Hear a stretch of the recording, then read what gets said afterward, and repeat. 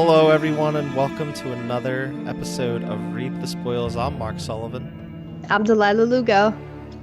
I am Jason Kwasnicki. We're coming at you fast after that BioShock Infinite episode. This is like sort of a continuation of that. I don't want to call it a part 2. It's like a sub part. Like a 0.5. Yeah. BioShock Infinite 0.5 HD remix. Better watch for those innuendos.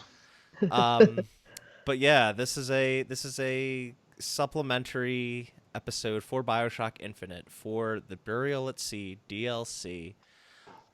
So kind of give you You'll also be talking a bit about Clash of the Clouds, which is really not much story, but I'm sure you heard some saxophones. I'm literally gonna talk to that for like 60 seconds. Cool. It's like excellent. Not gonna take long. But just to get this out of the way, this is a spoiler cast. Spoilers ahead. If you have not played BioShock Infinite, Burial at Sea, or the original BioShock, I highly suggest you go play those games. And the good news is we have spoiler casts for both of those games. We have spoiler casts out for the original BioShock and BioShock Infinite. And now, a spoiler cast for Burial at Sea. Excellent. What are you playing? You're playing BioShock? You have everything you need right here. So yeah, again, if you haven't played this, go play it. BioShock collection was free on PS Plus this past month at the time of this recording. So you have Burial at Sea. If you redeemed that, go give that a shot. It was there. Stupendous. I think it's worth playing. Like, if you feel like, oh, it's just a DLC, I don't want to play that, which I'm of that mind, don't be of that mind for this game. I think it's worth playing Burial at Sea. Yeah. So, yeah, we can just jump right into it. I'm not going to do the usual history lesson for this DLC. I just kind of want to jump in,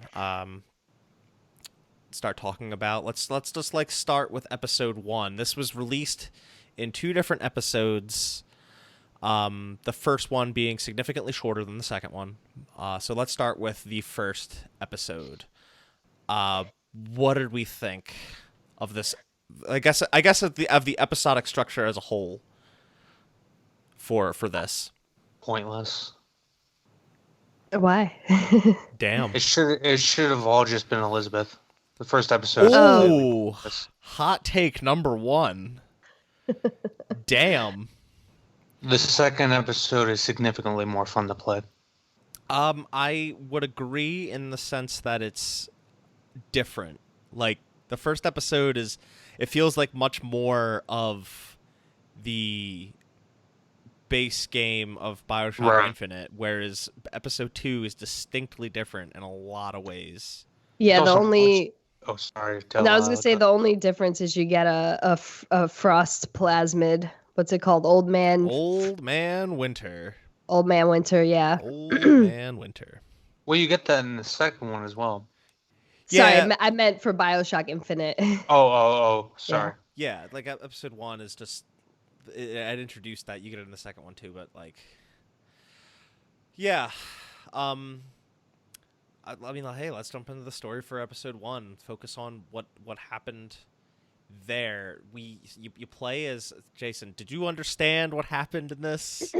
Yes, I very much understood, and I come to the same conclusion. It was pointless.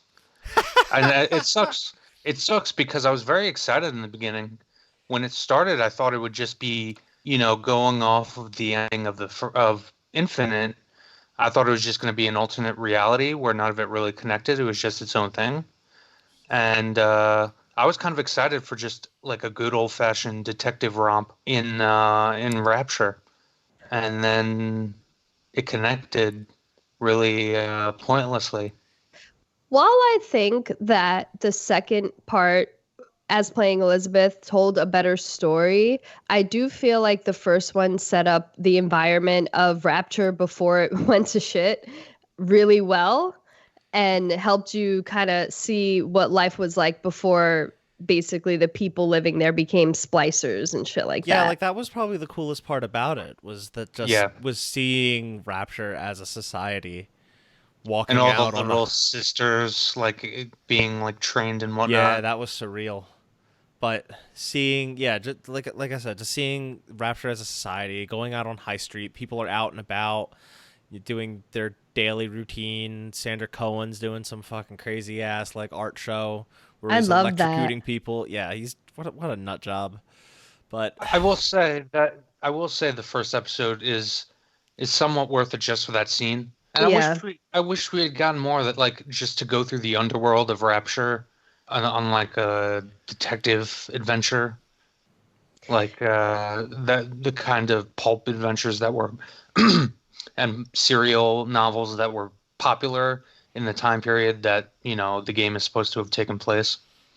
And that, the aesthetic design of the game takes a lot of inspiration from. Yeah. I felt like Sander Cohen's kind of like mad artist persona was a lot more apparent here. Whereas in the original BioShock, like you knew that was the case, but you didn't really see it full fledged. It kind of reminded me a little bit of Layers of Fear, the main character, the main villain in that game, how he was like a mad artist and nothing was good enough, and he had to destroy all of his art because he just couldn't get it right. I guess a lot of that has to do with when we saw Sander in the original. Everything had already gone to shit. There were splicers everywhere. Like who knows? He might have mostly gone crazy after the fall of Rapture, and this pretty much shows like no. No, he was a fucking nutcase. He was always he was always a nutcase. He's like torturing people for the sake of his art. People are there just watching it for show, and like he's just crazy. Yeah, he would just electrocute his subjects. Yeah. So let's to dial it back. Still, I still want to just focus on episode 1 a little bit. This we play as we're led to think that we're playing as Booker. And by the way, Jason, I totally agree. I kind of wish this was just a fun detective romp. I was kind of looking forward to that more. I wasn't expecting it to tie into the original plot of the original BioShock as much as it did. But you play as who you think is Booker. Turns out it's actually a version of Comstock in a reality where instead of the Elizabeth's finger getting cut off, her head gets chopped off. Yeah. And she dies, and he's riddled with guilt. And he winds up having the Lutesses bring him to a place where he can just forget about everything. They bring him to Rapture, warn him, hey, you're going to lose your memories. And he's like, yeah, all right. And he starts to forget everything in Rapture. He goes back to being Booker. He becomes a detective. He has an alcohol problem. He adopts this girl. Let's talk about Sally a bit, I guess, because Elizabeth shows up wanting to find this girl, and even after the revelation at the end, I still was just kind of left wondering, like, well, what the hell was her? What was the point of her? Yeah, why? Yeah, I agree. Like, she was basically used as a plot device. I don't think she was necessarily a good one. No. And the fate of her becoming a little sister was kind of. I think, yeah.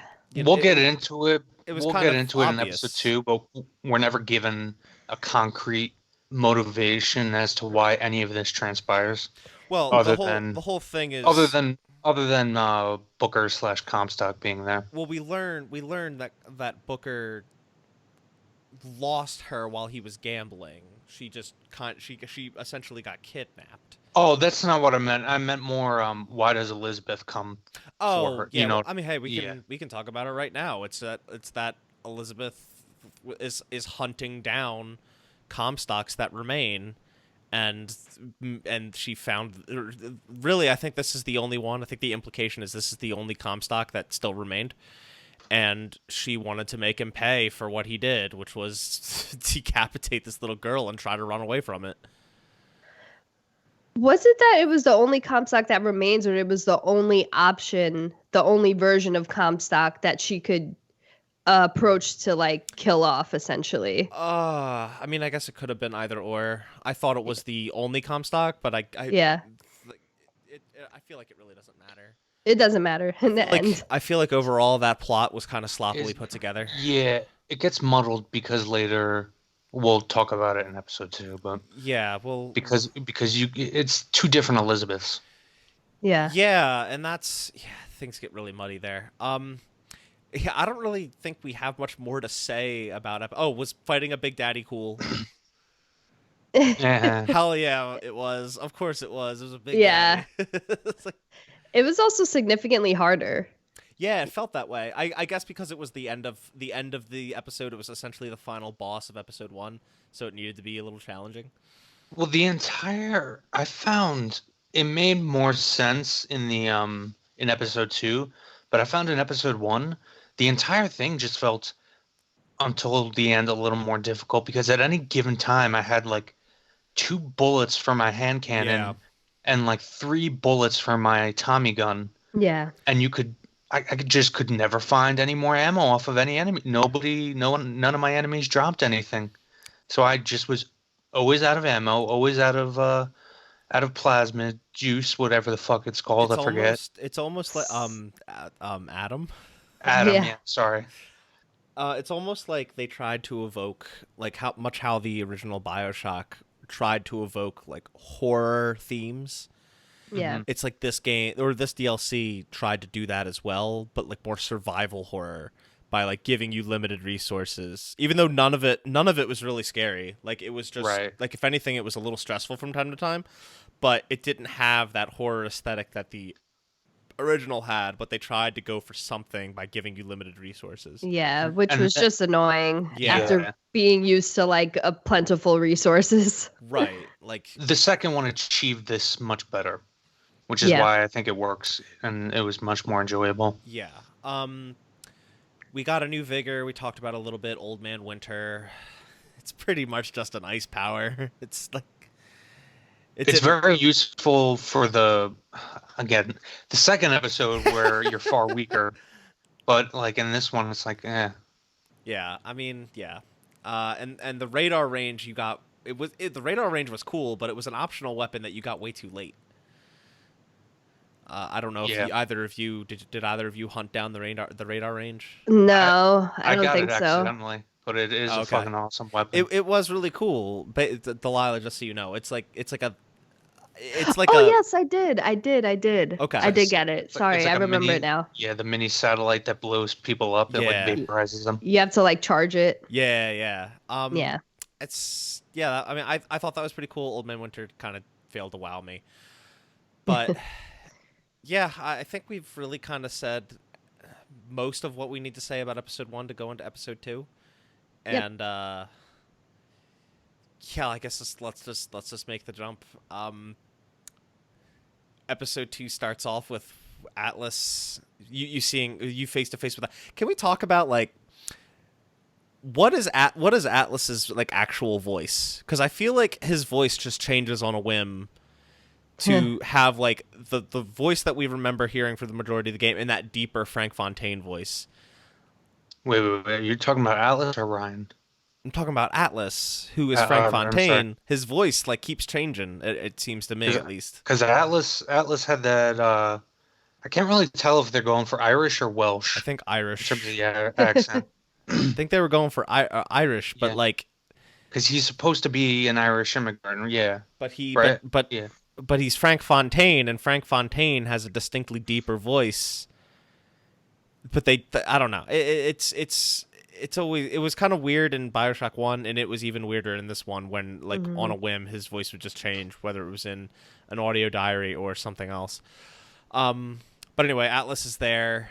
Tasks Elizabeth with I don't need to regurgitate plot, but we could just talk about the big points that are kind of just like, whoa, what the hell? She dies. She died, and you're playing as another Elizabeth.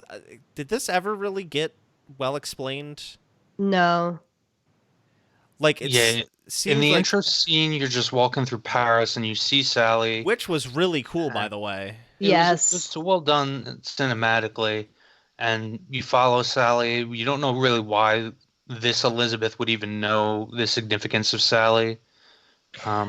I liked the little red balloon she was carrying around because it reminded me of it. Yeah, it was very Very It inspired. It was such an It beginning point. It was crazy.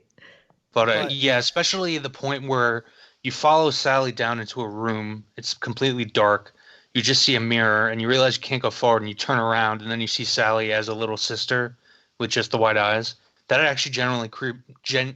genuinely creeped me out. Scariest part. yeah. But yeah, you wind up playing as like an Elizabeth where a bunch of Elizabeths collapsed into one and she had her finger and didn't have her powers. And the Elizabeth that was with us in the first episode died from the Big Daddy. I feel like it's again, it's kind of clumsily put together. And a lot of this DLC kind of seems like it was kind of just made for the end of episode 2 to somehow tie these characters into what happens to cause BioShock 1. Yeah. And like we find out Elizabeth is the one that aided Atlas in basically attacking Rapture, and then she's also the reason Atlas was able to get the code word or the code phrase to Would you mind kindly? control, to mind control Jack. It's Elizabeth's fault for pretty much all of that. Well, I was under the impression that she purposely did that. Like she gave him the code because she knew that he would eventually be, spoilers for BioShock. Yes, you're right. She had seen in a vision that he would fail anyway, so she said, "Here you go, have at it." Well, you Yeah. also seen the vision, Jack, with the little sisters, him saving them. Yeah. Right, like she knows everything's going to turn out for the best, and she knows that Sally's going to make it out safe. So she's just like, "Here you go, have fun. You're going to die." Yeah. But I didn't like it. Yeah, no, neither did I. And there was others. There was this one thing that really pissed me off, and boy. it retroactively ruined what in our previous cast I said was one of the best character moments in Infinite, Yeah. which was Daisy. God, Daisy. Yeah, they're like apparently the Leticias, The Lutess. the lettuce twins. Good Lord. Apparently, they're just like, "Yo, Daisy, you gotta pretend that you're gonna kill this kid so that Elizabeth can kill you." And Daisy just, "Oh, okay." Yeah. It's Yeah. like- I Yeah. thought that really like diluted her character a lot. Yeah, it's like, why are you just gonna trust these people? These like two weirdos that teleport around. Yeah. It's like, yo, if two weirdos just like teleported into this room with me right now, yo, you just gotta, when your girlfriend gets home, just let them pretend like you're gonna kill the dog and let your girlfriend kill you. Yeah. Okay. On one hand, it doesn't make Daisy like a bloodthirsty mad woman.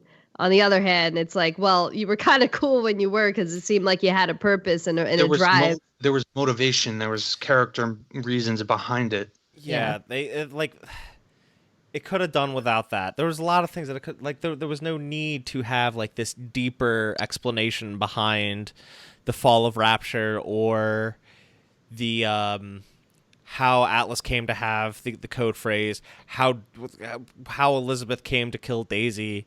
Which it also implies the Lutece twins like were planning to interfere with Rapture, like they were trying to set that all up. I guess. I wouldn't say that because they wanted Elizabeth to quote unquote grow up or mature. I don't think to get to the point where she would go. I don't know. I don't think those two correlate. Maybe I'm grasping at straws, but the point still remains that right. They're just, yeah. I didn't like to me the original BioShock is kind of hollowed ground. Yeah. It did not need to be touched. It did not need to be added to. You didn't need to know why he knew the phrase. Like it doesn't add anything to the original game. He was a power hungry maniac. There's like no pun intended, an infinite number of ways that he could have obtained that. Right. Yeah. And the way that he wound up obtaining it was Elizabeth somehow got involved and just gave it to him.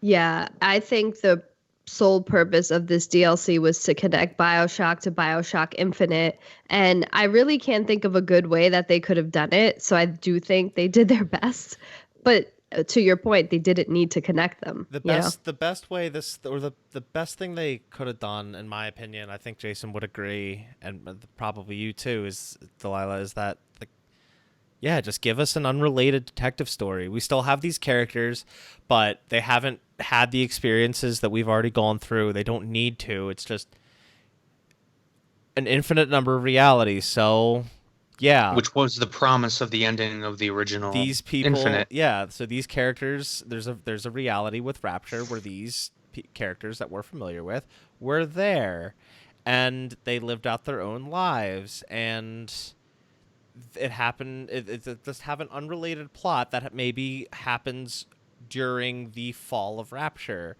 That would have been just as, if, probably more compelling.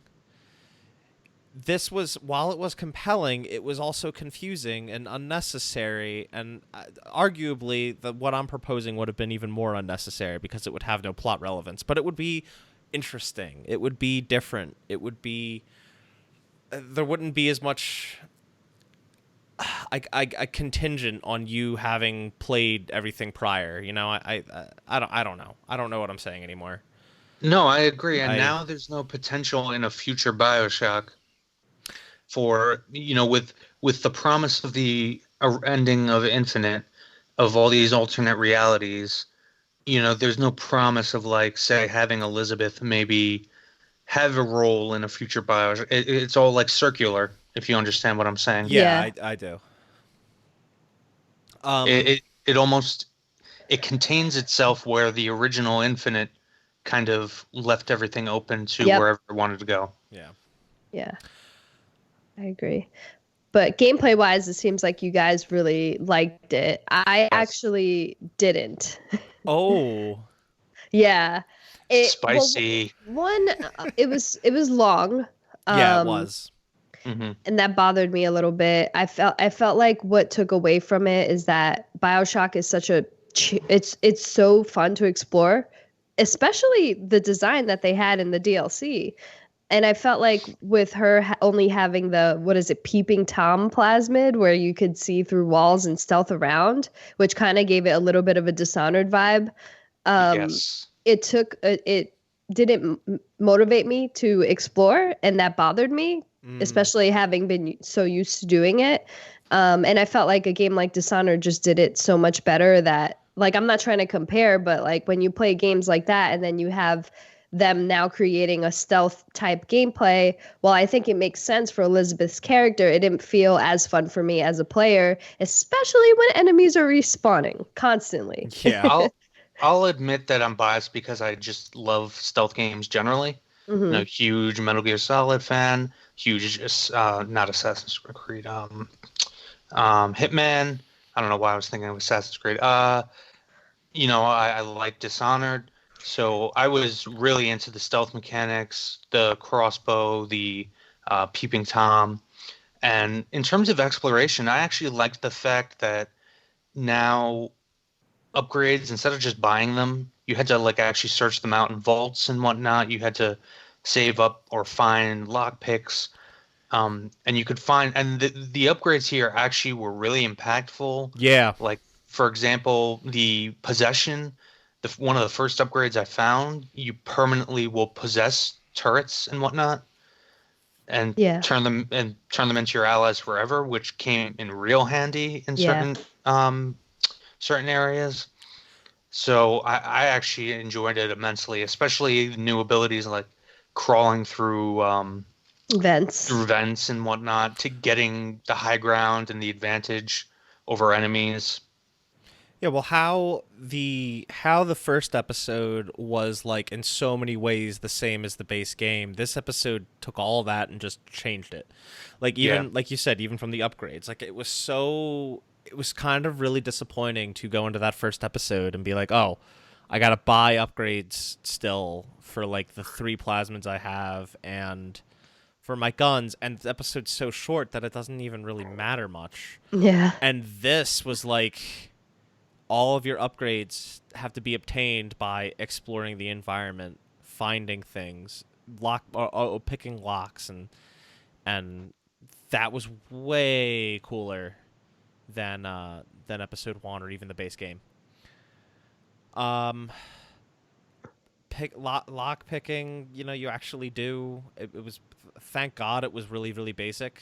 Yeah. Because I would have torn my hair out if we had to do pipe puzzles again. Yeah. Yeah, thank God that was really basic. The crossbow I thought was, it was for the record, I played on 1999 mode. 1989?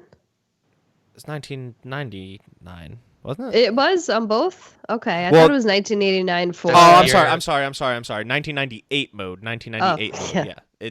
That's I know there was an 8. fun fact. The name of the mode, just like how 1999 mode was a callback to System Shock 2's original release year, 1998 mode is a callback to Thief: The Dark Project. Oh. Very fitting. Yes, very fitting. So, where was I? We're talking about... We were talking about the gameplay, how we prefer well, you guys prefer the stealth and this over the base game. I really liked I really liked it just because of how different it was. Like jumping on hooks and like having to land quietly and just bonking people in the back of the head. By the way, so the difference between 1998 mode, I don't know how it was like just playing it regularly, but you had to use entirely non-lethal means to kill anyone. Yeah. So I think there was a or the hand cannon if you played it. Yeah, I played normal. You can play it as an action game. Yeah, you can't in 1998 mode. You don't get a hand cannon. You don't get any lethal weapons. It's just you get the crossbow and your 2 plasmids, and which was the most useful weapon anyway. Yeah, well, yeah, it was great. Yeah, in normal you get the hand cannon, the shotgun, and you get the radar gun. Oh, okay. Well, there you go. Yeah, I was pretty much only able to use the crossbow, the air hook bunks on the back, and the plasmids. Yeah, I really would have liked it more if the enemies didn't respawn. I mean, I feel like it would have been better that way. But like every time I went to go back to explore another area, they respawned again, and everything I did was for nothing. I'm just like, oh god, this is annoying. And there were a lot of enemies, and they hit hard. So yeah, that's actually one negative I'll give it. And I know they were trying to obviously show the fact that Elizabeth is much weaker, I guess. But literally 2 shots on normal difficulty, 2 shots and you were done. Yeah. And medical kits and whatnot, healing items, so few and far between. Exactly. And I love stealth games too, like you, Jason. I just felt like this was not done as well. Like in a Dishonored game, even a Metal Gear game, I put everyone to sleep. I'm able to explore around, go to the next room, come back if I need to. This game, I felt like it wasn't there. Like I said, had the enemies not respawned, everything would have been much better. I probably would have preferred this over their original BioShock Infinite gameplay. I agree. I can see that. And, to a degree, I agree. I guess it was just because it didn't bother me enough to make me not like this more over the base game, I guess. Yeah. I kind of just want to jump back to plot stuff again real fast because there is a part where this DLC doesn't entirely take place in Rapture. We do go back to Columbia for a little while to get another Lutece particle, and then Su Chong, the scientist working for Ryan from the original BioShock, wants you to get a hair sample, which turns out to be Elizabeth's hair. You smart lady, figure it out. His voice actor, man. If that game came out today, man, there would be like Twitter explosions. Anyway, so you wind up going through Fink's factory some more. which was kind of cool because it was gross, and you got to see some of the fucked up things that Fink has done in his research, and you wind up. I alluded to this in our BioShock Infinite spoiler cast. This is where we kind of learn the origin of the Vigors, and it's that a tear opened that allowed Fink and Suchong to trade research and help each other, and Suchong wound up giving him... You mean plasmids, right? Vigors. No, Vigors. So Suchong wound up giving Fink a lot of his research on plasmids, which led Fink to develop Vigors. Yeah. And you even see... he gave him the research to make the Big Daddies. Yeah. I know the Songbird was actually based on the Big Daddy research, but the thing that Suchong wanted was how Fink and them at Columbia were able to get Songbird to imprint on a person, because that's the trouble that Suchong was having with the Big Daddies. And to the little sisters, yeah. That was really cool, going through and seeing all the glass cases with like the dead gorilla, and like they were just Elizabeth was commenting on like the biology of it. Yeah. Like that was pretty cool, I thought. And while Suchong thinks it has something to do with the hair sample, which is Elizabeth's hair, because that's who Songbird was imprinted on, all it really was, I don't really care much for this either. All it really was an act of kindness. Yeah. That's what caused the imprinting. Mr. Bubbles. The real treasure was the friends we made along the way, right, guys? So, and you even get that moment later when you're back in Rapture, and the two little sisters wind up helping you to help the Big Daddy move out of the way, and he imprints on them because it was an act of kindness. Yeah. And then you see him brutally murder Suchong. Yeah. Yeah. That was pretty funny, I thought. Yeah, I thought so too. It's just Suchong's voice actor. It just made me laugh the entire time. How did you guys... I don't know how you guys react to this stuff. I recoil big time. That torture scene. The lobotomy scene? Yeah. And it was I think it was meant to be gruesome. I don't do well with that stuff. I mean, I didn't... It didn't really have that kind of effect on me. When it's like... Oh, sorry. No, sorry, go ahead.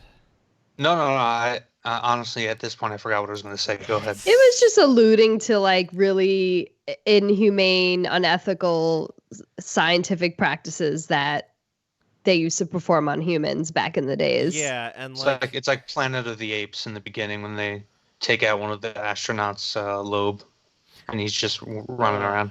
And like body torture and body horror like that just really skeeves me out. Especially when you like see the effects of it on your screen. You see the colors of the screen change because like something is getting jammed into her eye. Ugh, it just grosses me out. Yeah. And yeah, I did not enjoy that, but I guess for a good reason. The intention was definitely you were not supposed to enjoy that. No, I'm glad you didn't. The scene was weird though, because she legitimately at that point had no fucking idea what he was talking about. Yeah. So it was almost like that seemed pointless. Like, it's not like there was some character motivation she had for holding anything back. He was trying to just get information out of her that he thought she had and she didn't. But once turned on Sally. I'm saying for Elizabeth, like, I guess this scene would have been more impactful if, like, Elizabeth had already realized what he was talking about. Oh, got it. I gotcha. Because she had no fucking idea what he was talking about, so she had no way out. Well, it's funny because she did. She just didn't know she knew, you know? And once... I guess, yeah. She didn't know she knew, but she knew that she needed to do that to know, to push the story forward. Say that sentence 3 times fast. That's deep. Wow. What if I told you? The only other thing that I can think of to talk about, unless you guys think of something else, this other vigor that we get is Ironsides. Like, I didn't use it at all. It was kind of a waste. I don't think it was a particularly useful thing. I used it a lot for the trophies, or for the trophy that it was involved with, and then I didn't use it again. What did it do again? Did it give her a shield? If you, yeah, well, yeah, it absorbed ammo. Okay. Like you use it, someone shoots you, you absorb that shot into ammo, and then you have Gotcha. ammo, which was kind of useful at times on 1998 mode, but Mm. otherwise it was kind of like I feel like you could have done something cooler. Peeping I Tom was was- definitely useful. At first I was kind of meh on Peeping Tom. No, that shit was useful as hell. Yeah, you Yeah. could turn invisible. Yeah. Yeah. If you upgrade it. Once I realized I No, thought it was you don't have just to upgrade it. Yeah, I think you have to upgrade No, it you to just- turn invisible. No. No. You can You just can hold turn L2 while you're invisible walking. from the start, yeah, but it expends a lot of atom. Oh, okay. So you have to. There's an upgrade where it doesn't expend as much atom, or doesn't expend atom at all while you're standing still. Yeah. Yes. Okay. That makes. But it's that was super useful and definitely played into the stealth gameplay a lot more than I thought it than I initially thought it did. You also get it from a real pervy area. Yeah. Oh yeah, You saw all those like magazines. Yeah, We didn't have those kinds of books in the tower. and that was a really cool area because you can go into the back and there's Elizabeth's her like 1910s dress Mm-hmm. is there. That's where she went to get something that was more fitting for the area. Yeah. That was a cool shot. That was shop. That was a cool Area. area to find. Yeah. Yeah, I don't really have much more as it pertains to. Do we have any more story beats that we want to touch on that we forgot? Anything else you want to talk about? The crossbow had you could get those noisemaker bolts. I hardly used those. The gas ones were really cool though. Yeah, the gas ones were fun. I guess the only thing really to mention is that Ryan does show up for, not even show up. You talk to him very briefly. Yeah, like and it's really just him being there to be there. both sides of the Civil War kind of turned against you at some point, and yeah, Ryan kind of he doesn't even show up. It's just like that whole image of him with his face down and the hat covering his face and on the teleprompter or whatever talking to you. And he sends goons in after you, but the goons are no different than anything you've already fought before, so it's nothing. I found that scene funny because he's like, "My men are outside, and you have precisely 2 minutes to prepare." Well, I legitimately thought that he was. I thought he was bluffing. So I didn't do any preparation, and then everyone started storming, and I'm like, "Oh fuck, he was telling the truth! Oh shit!" It was like I laughed at his dialogue because it was almost like listening to Dr. Evil talk. Like, "Mr. Powers, my men will come to kill you in 2 minutes exactly." So you think Ryan has like a little a mini Ryan next to him? Looks just like him. Probably would, his ego. So I guess You guys didn't like how it ended, right? No, I didn't know because I don't. There was no reason to tie it to the original BioShock's plot. Yeah. I mean, there was a better way to tie it than make it so that these people were the real reason why a lot of that stuff went down. Yeah. There was no reason for that. Yeah, I agree. And now that's immortalized. Like anytime you go back and play the original BioShock, you're like, oh, that's Elizabeth's fault. If Yeah. anything, tease the potential of another one by like sending Sally to another reality or something like that. Huh. I don't know. That's what I would. I don't know. Well, That's like just all it does is be like, oh yeah, Sally is one of those girls that lived with Jack at the end. Yeah. Okay. But I'm Yeah. saying send Sally to another reality where she actually has an impact on that world, and then in the future, who knows? Yeah, because it's almost as if they assume the good ending of BioShock was canon. Right. I think that was confirmed though. Yeah. That is Okay. canon. That is.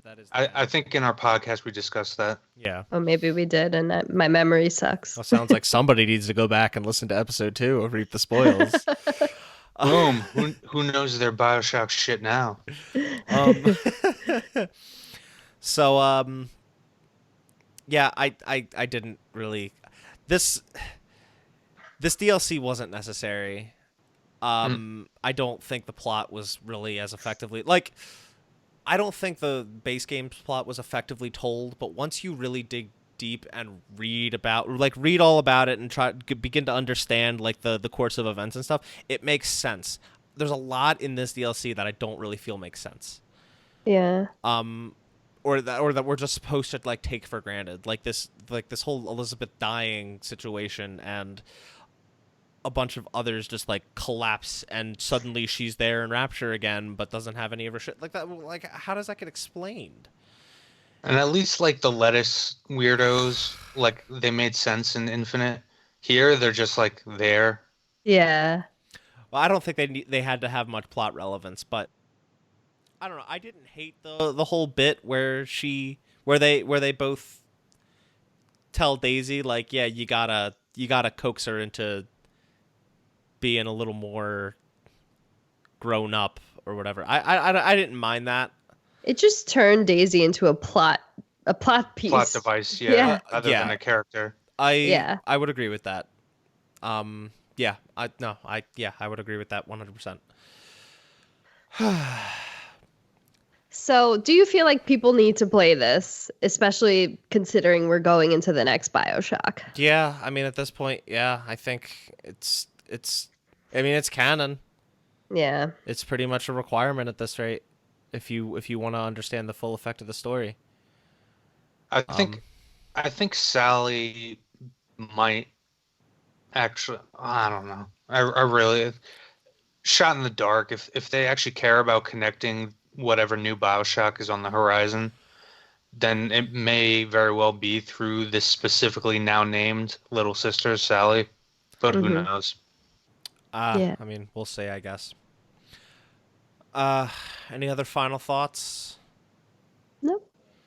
The only other thing that I want to bring up is the other piece of DLC that came with BioShock Infinite is Clash in the Clouds. Oh yeah. It's fun.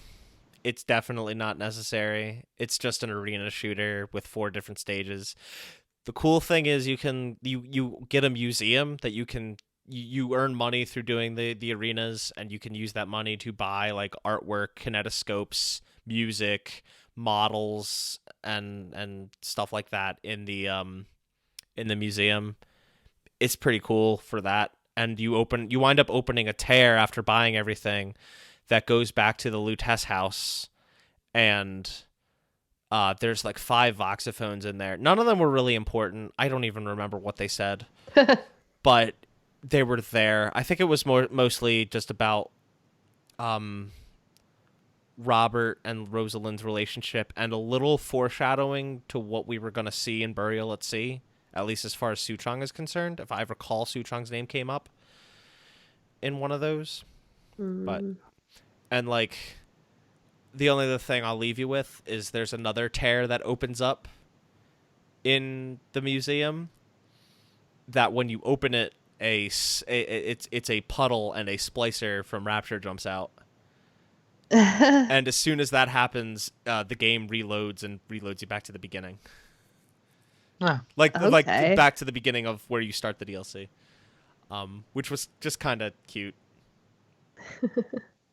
But yeah. That's fun. Clash in the Clouds. I had some fun with it. That's all I got. Yeah. What do you say, guys? Think we should wrap this bad boy up? Oh, I have a question that you might have to cut out if this is a dumb one. Oh boy. So there was a host, I can't remember if it was in the first or second part. It might have been in the first part.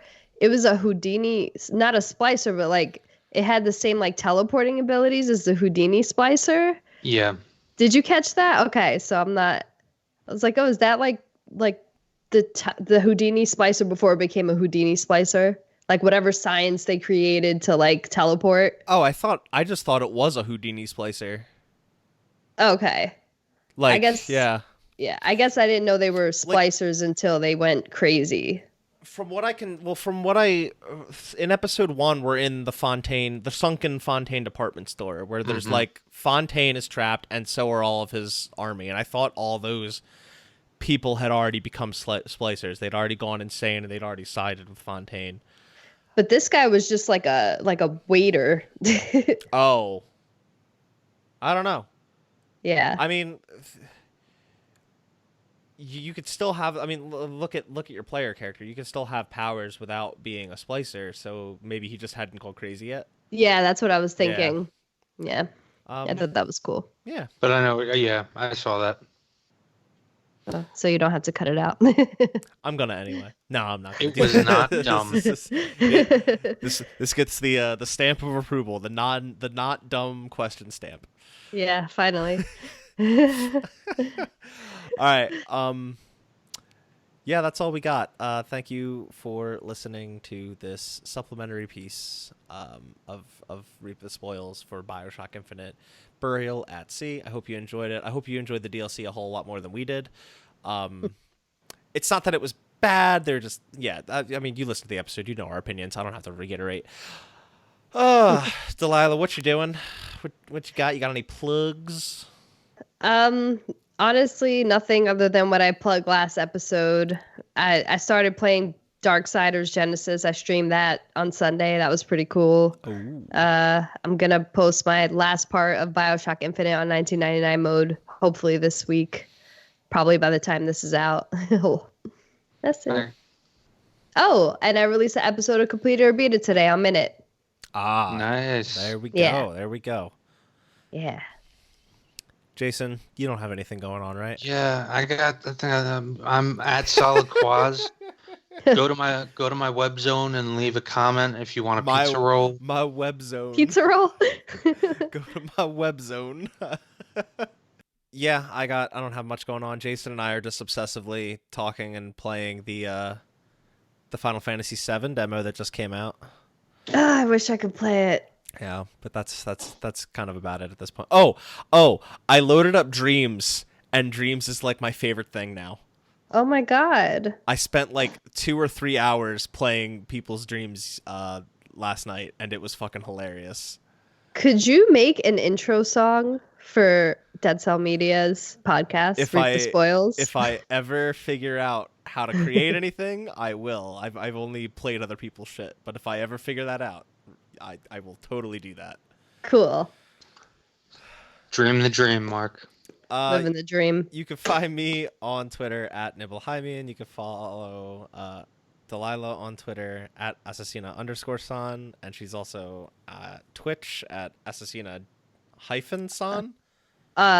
Underscore. Or is that Underscore. still Yeah. underscore? All right. It's underscore. Just search Assassina something san and you'll find her. Yeah. You can follow Jason on Twitter at SolidQuaz, but don't follow him. He's got nothing going on. He will actually block you if you follow him on Twitter. That's not true. We got a comment on our YouTube web zone, and I responded kindly. Yeah, Somebody liked our not on last podcast, but not on Twitter. If you enjoyed this, if you're listening on iTunes, please review and rate the show. 5 stars are preferred. Positive words are much preferred. If you're watching or listening on YouTube, share the show, share the channel, subscribe to the channel, leave a comment. Tell us what you like. Tell us what you didn't like. Tell us what you want to hear. And yeah, the next game that we're planning on playing, as Delaila mentioned in our last episode, but I'll just reiterate it here. The next game we're playing is A Plague Tale: Innocence, which I believe is on Xbox Game Pass. Huh. So you should be able to get it there if you have Game Pass, I think. Otherwise, I think I've seen it go on sale recently, so you can grab it there and play it this month and join us in about a month for another episode of Reap the Spoils. Yes. Thanks for listening. Bye. Bye now.